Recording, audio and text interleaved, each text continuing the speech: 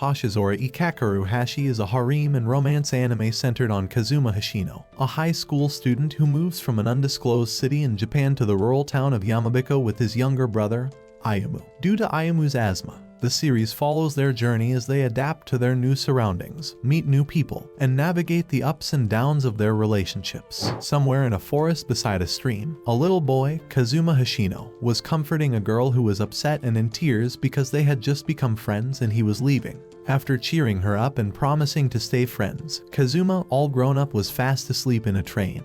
He woke up sitting across from his brother Ayumu, who looked like a typical loli. As Ayumu gazed in awe out the passenger window, Kazuma looked as well, captivated by the sight of a stream sparkling in the sun, which reminded him of the one in his dream. They got to their destination and took the next bus to the inn. Ayumu asked his brother about his stay at Yamabiko when he was much younger. He described what he could remember. On their way, Ayumu realized that they took the wrong bus, so they stopped with no choice but to wait at the next stop. They waited by the bus, and later Ayumu spotted a small monkey across the road. While Ayumu searched for snacks to feed it, the sly monkey stole his hat and ran off. Furious, Kazuma chased after the monkey, disappearing into the surrounding forest. The pursuit led Kazuma to a stream, which he slipped into. The monkey jumped and laughed on some Wukong type situation. Kazuma could not let that slide, so he followed the monkey up a tree like Tarzan, from which he jumped and fell. He eventually recovered the hat and got a little bit of dignity back, but at what cost, for he found himself lost in the forest. A young girl, Yui Nakatsugawa, stumbled upon him. Cheerful and familiar with the area, she guided him back towards the bus stop, leading him to the stream from earlier. With speed and grace, Yui hopped across, urging Kazuma to follow. However, as Kazuma ran to jump, flashes of his dream distracted him. Kazuma, with absolutely no steeze, lost his balance and knocked Yui over with an accidental locked lips with Yui. Yui's friend, Ibuki Hinata, witnessed everything and started spazzing out, calling Kazuma a pervert because those skills were clearly from Jiraiya. Yui immediately intervened and told her friend that it was an honest mistake, but Ibuki still had her guard up. The brothers reunited at the bus stop and finally caught the bus to the inn. Senka Yarazu, the landlady, warmly welcomed them and gave a tour of the inn before she showed them to their rooms. Kazuma wanted to take his bath and walked in totally nude on a young girl who was cleaning the bath. Kazuma, completely flustered, tried to run away, but the landlady also walked in and he ran into her and fell, exposing his mid-sausage to the world.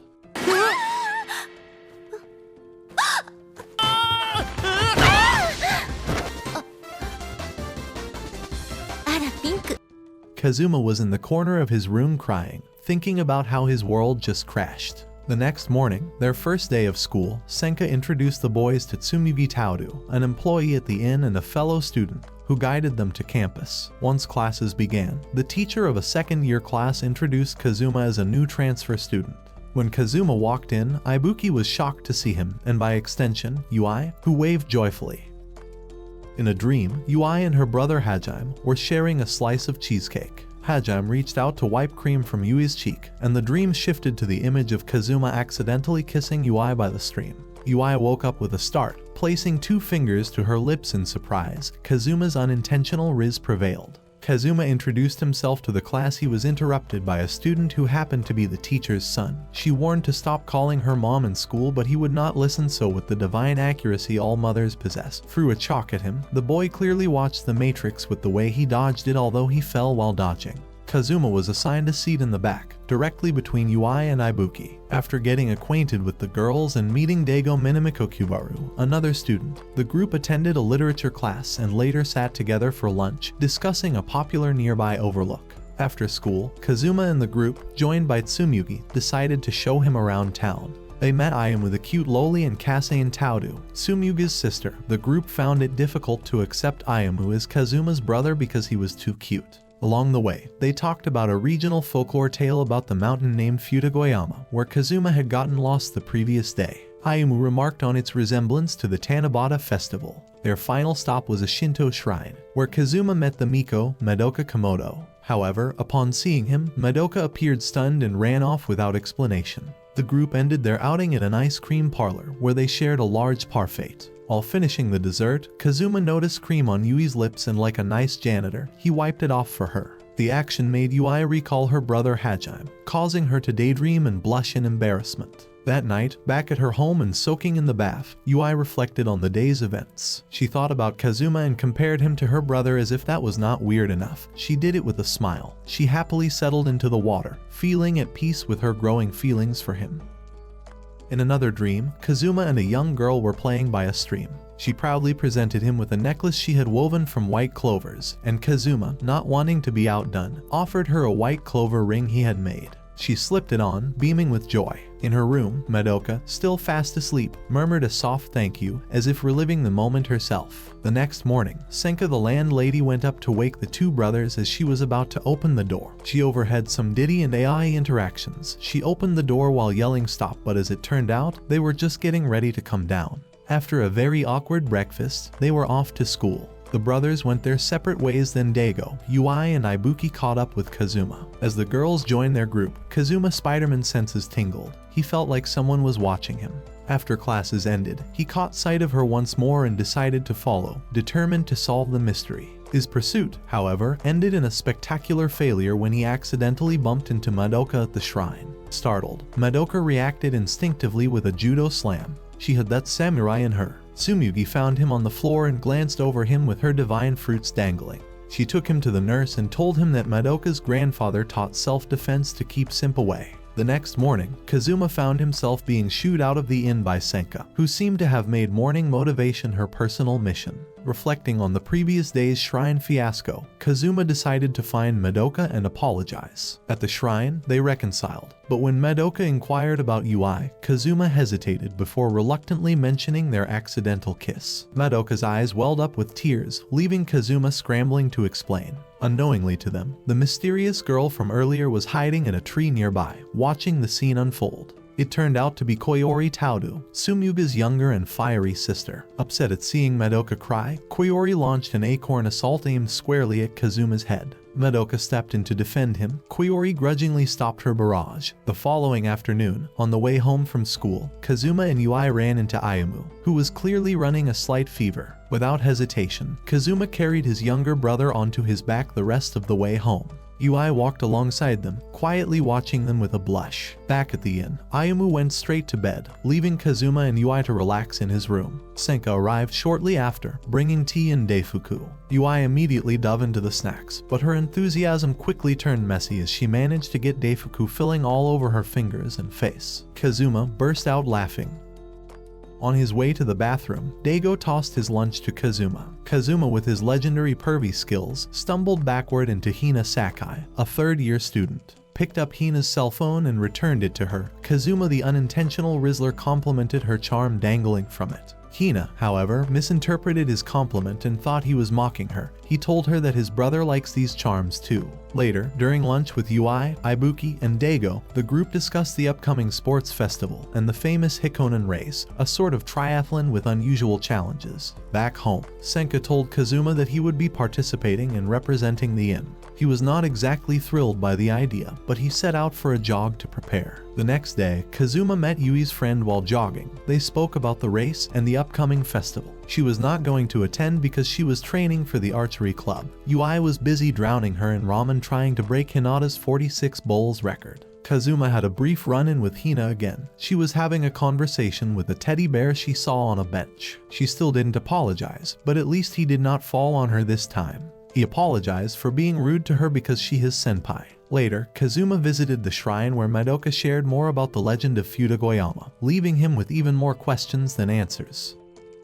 The sports festival arrived with a bang. Daigo was clearly the most excited person. He was the commentator. The first was a bread-eating race. It started with Yui's peaches all up in our faces. Yui locked in on her target like Robocop and jumped at it full of joy. She easily won the contest. Madoka was still trying to reach the bread but was too short. She instead, like a true Rizzler, got the attention of both genders as her jugs were going up and down. Hina cruised through the 100 meters race as if she were running against kids. Tsumugi had a very entertaining experience in the obstacle course. She fell flat on her at the beginning of the race and stumbled in all other parts of the obstacle race, but with the willpower of Luffy she powered through. The Hikonen race was a bizarre combination of challenges. The race started and Kazuma was tasked with finding large divine fruits. He scanned the area and picked Madoka, but she instinctively gave him a mean Shoryuken slap. Kazuma reached the sky and came crashing down like a failed space rocket. Ibuki was participating in archery. She missed her first shot because she noticed Kazuma in the crowd. She then pictured his face as the target and got a bullseye. Kazuma's senses were all over as his body was shaking. The race continued after a lunch break with 30 bowls of bean soup, which Yui, the legendary glutton queen, finished almost immediately. They had to carry heels for certain distance and wear a costume for the rest of the race. Koyori, wearing a wedding gown, took the lead with ease until she tripped over the dress and sprained her ankle. Kazuma, wearing a tuxedo, rushed to her aid. Even though Koyori stubbornly refused to give up, Kazuma picked her up, wedding gown and all, and carried her across the finish line, ensuring her first place.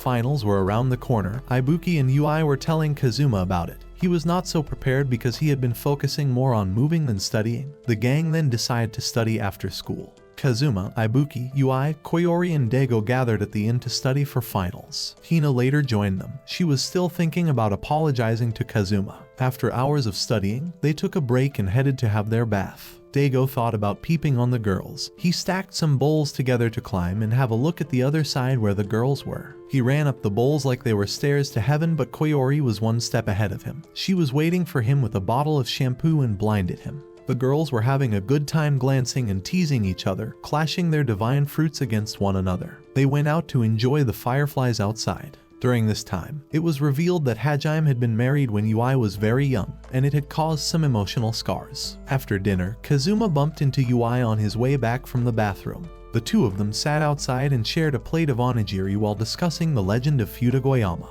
The next morning, Madoka woke up to find Yui missing. When she peeked out the window, she saw Kazuma and Yui sitting together and her heart sank. It looked like Kazuma was becoming more of a brother to Yui than a love interest, and Madoka didn't know if she should be relieved or disappointed.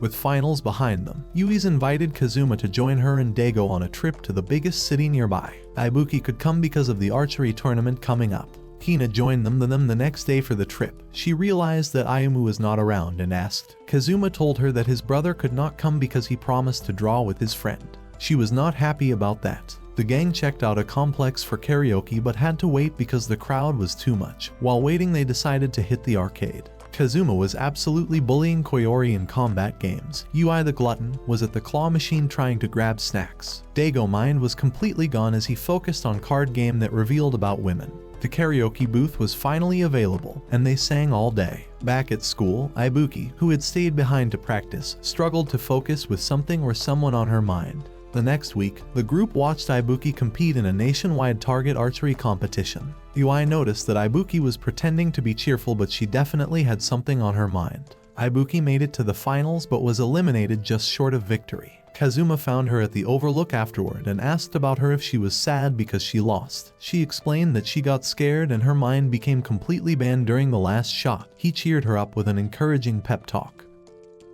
On their way back home, Ibuki made him promise to not tell anyone that she cried. She also told him to start calling her Ibuki instead of Hinata. Yui joined them and asked if Ibuki was alright because she was nowhere to be found. She then noticed Kazuma starring like a simp. The next day after Hina made her last delivery, Kazuma called up the gang the next morning and invited them to visit the beach that Wednesday. He called Yui and asked her to invite Ibuki, which surprised her. Everyone else agreed, and the day turned out to be a fun-filled beach adventure. Daigo could not help but stare at Tsumugi and her plots. Madoka tripped and fell into Kazuma's arms. He quickly stepped back because he was expecting a body slam, but she did not do anything because she had gotten to know better. Kazuma's riz was getting better and stronger. They played in the sand, swam in the water, and wrapped up the day with a game of suikawari and volleyball. Ayumu was playing in the sand with Ibuki when Kazuma asked her if did not want to swim. Ayumu then told him that she could not. She pounced on Ayumu to keep him from talking.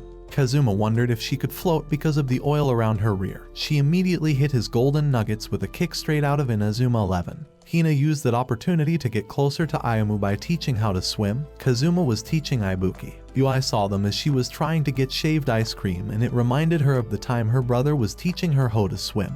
Yui shared the ice cream with Madoka, and Madoka took the opportunity to ask Yui about her relationship with Kazuma, relieved to hear that Yui considered him more of an older brother than anything romantic. Daigo asked about Tsumugi, and Kazuma told him that she was with Ayumu because he got a little bit tired. Daigo then had some erotic scenes going through his mind. Kazuma rocked his face. As the group walked back home at sunset, Yui curiously asked Ibuki about her relationship with Kazuma, because he started calling her Ibuki and Ibuki played it off.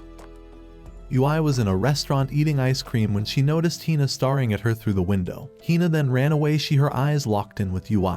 Kazuma found Hina alone at the park, clearly hungry and a bit down. He caught her as she was about to pass out. After buying her some food and sitting with her, Hina confessed that she had recently fought with her father and ran away, not knowing where else to go. Against his better judgment, Kazuma invited her to stay at the inn. Kazuma then snuck her into his room. He told to sleep on the bed and he would sleep on the floor, but she refused and slept beside him. Hinata asked about the fight with her dad. Hina wanted to study in Tokyo, but her father thought she will not come back if she goes. Hina finally apologized for the charm misinterpretation earlier. Took her long enough. Senka later discovered the arrangement when she walked in and saw Hina sleeping with her hands wrapped against Kazuma.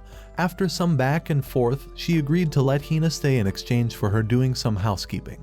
Things got even more complicated when Hina's father showed up, demanding she return home. Kazuma ran to defend her, trying to calm him down and making him listen to his daughter's wish. Hina's after then grabbed him by the collar, but Senka intervened and suggested that the dispute should be resolved by a show of strength. They a tug-of-war challenge. Kazuma with all his strength pulled and tripped on the rope. With his masterclass pervy skills fell on Hina again. Kazuma emerged victorious, much to Hina's dad's dismay.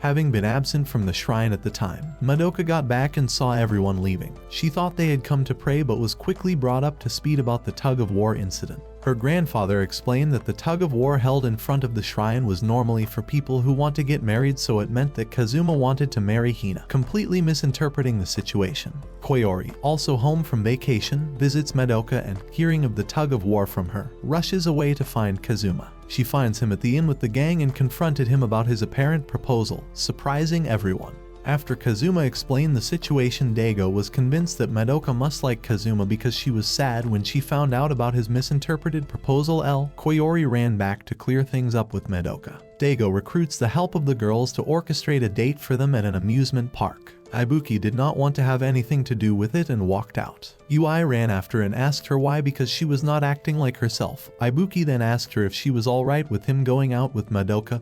Yui and her brother Complex did not really mind. Madoka finally got wind of the situation and prepared for it. They arranged the date without Kazuma's knowledge.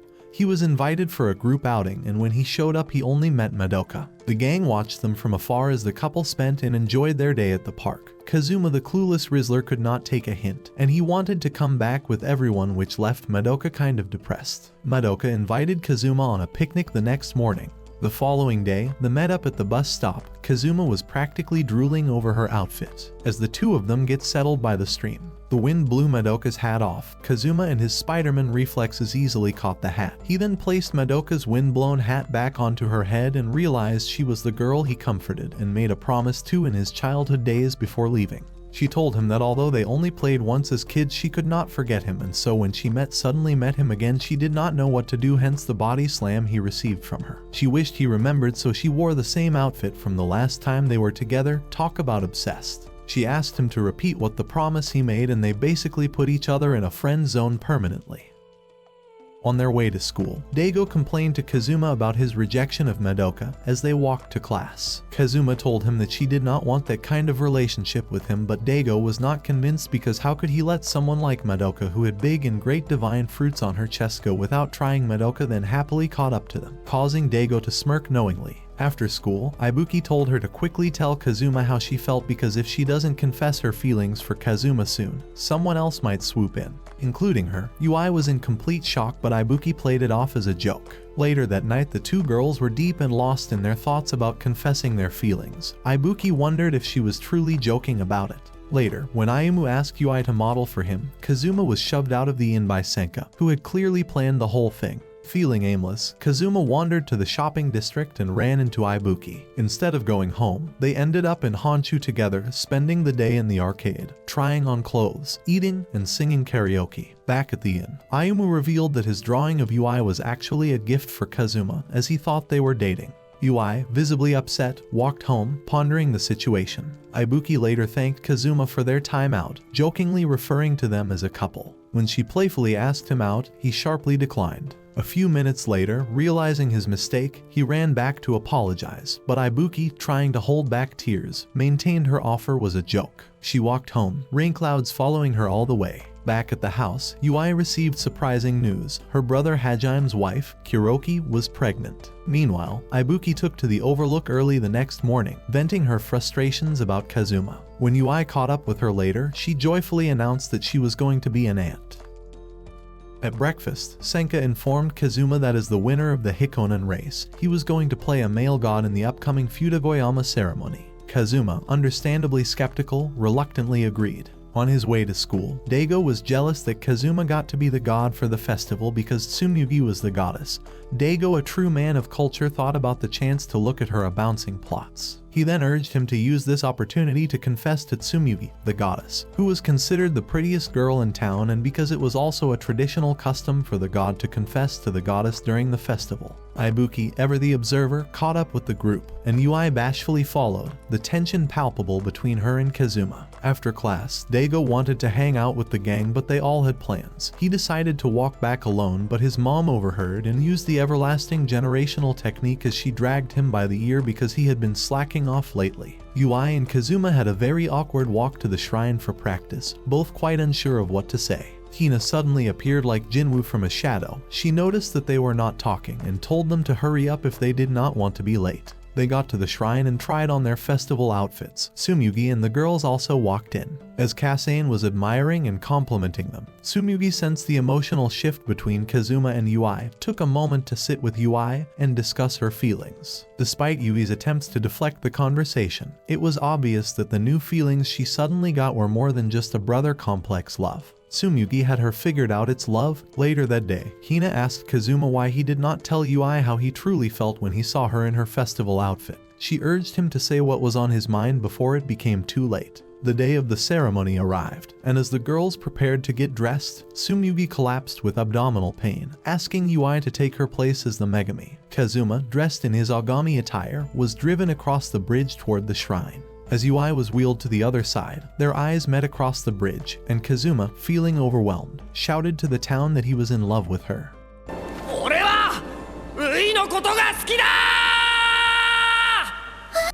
The crowd fell silent, but after some gentle nudging from Ibuki, Yui reciprocated his feelings.